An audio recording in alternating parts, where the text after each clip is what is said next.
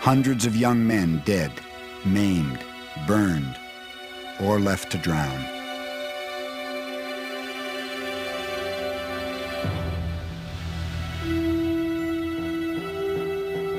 "24 hours later, the injured Yorktown is still afloat and headed home, escorted by the destroyer Hammond.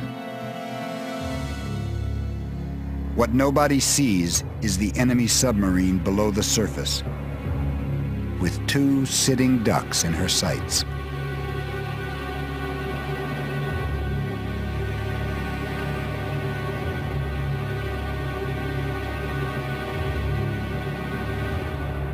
Japanese torpedoes split the Hammond in 2, taking 81 men to the bottom, and mortally wound Yorktown.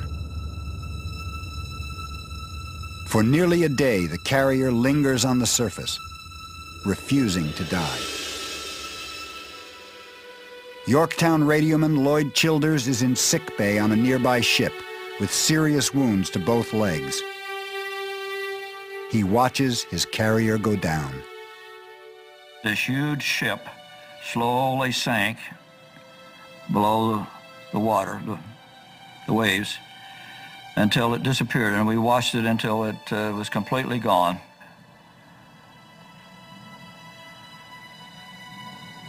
It's very brutal business. My other thoughts were that it's a terrible thing that so-called civilized nations could do things like that to each other,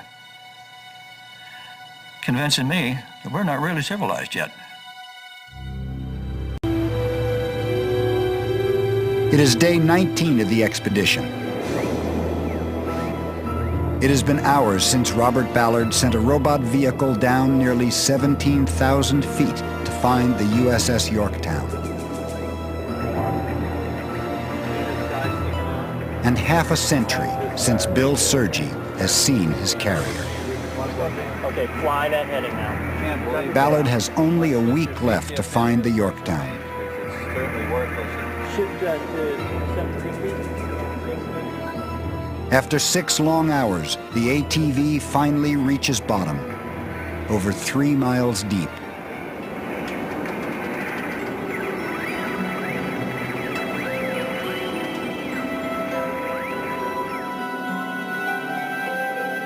All they see are rocks that have probably rested here undisturbed for 1,000 years.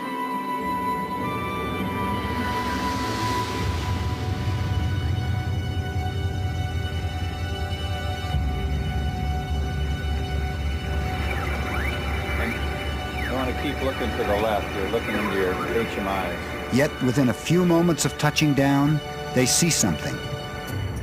Something that shouldn't be there. A smooth patch of ground, clear of rock, as though something had swept across the bottom. Something unnatural, something man-made. They follow the trail.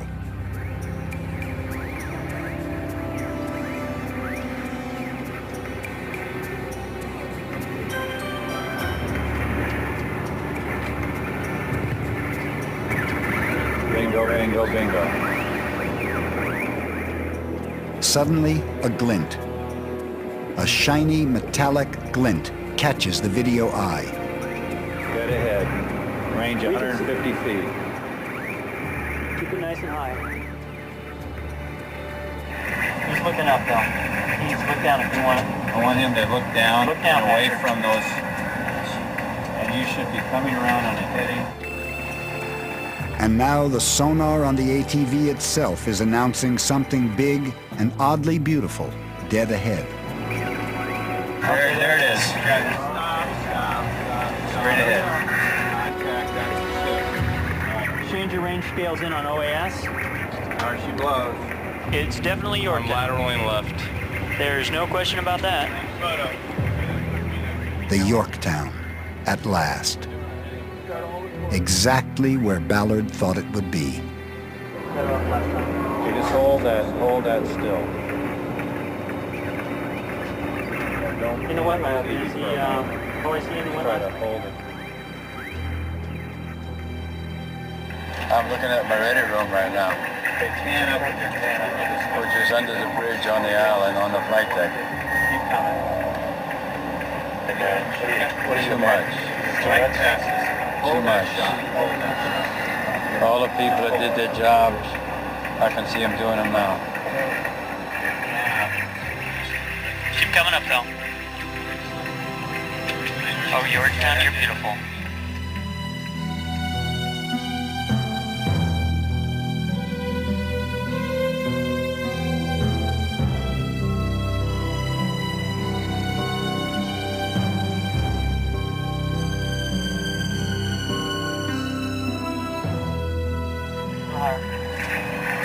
Good, okay. Now I want to pivot to the right, to 090.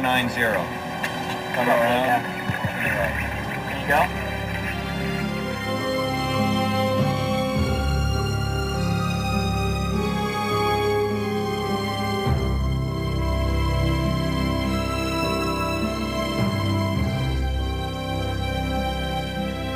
The Yorktown, 1,100 miles from Hawaii, 3,000 from Japan. Over 3 miles below the surface. Her 19,000 tons sunk halfway into the mud, her bow crushed.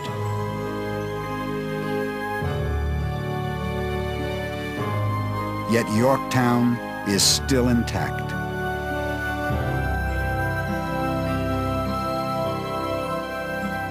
The bridge.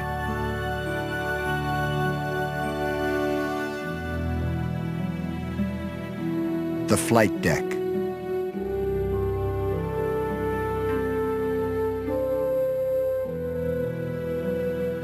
The pilot house.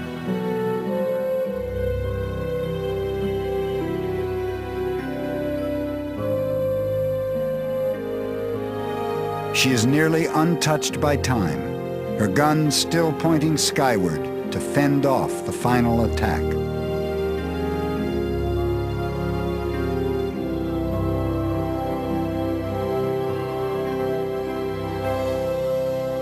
I walked across the deck and I still got it.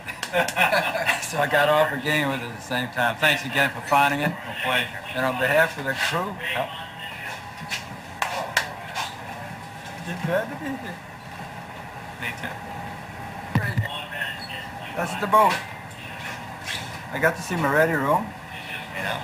Maybe next time I get to see where I got all this banging up. I'll be back. We'll make it.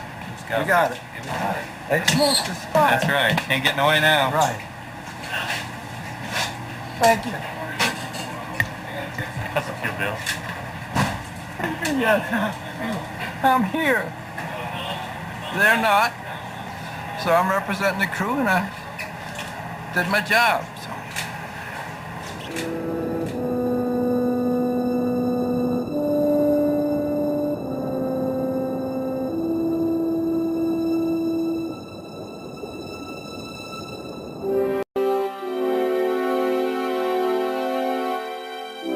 June 4th, 1942.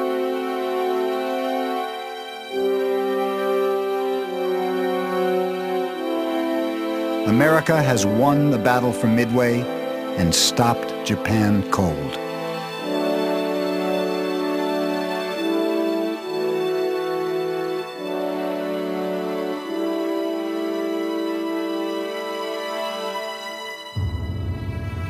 The Japanese Navy would never recover from its losses. For the Japanese pilots, the defeat at Midway and the death of their comrades is just the first agony. They will return home to find themselves kept in isolation, in silence. They treated us like prisoners of war. We were shut away from outside contact since they were afraid we might leak information.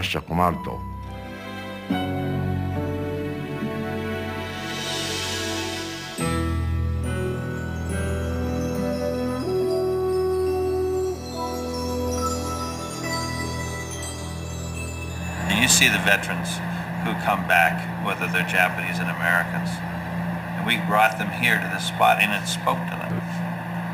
Every one of them cried. They didn't laugh, they didn't celebrate, they all cried.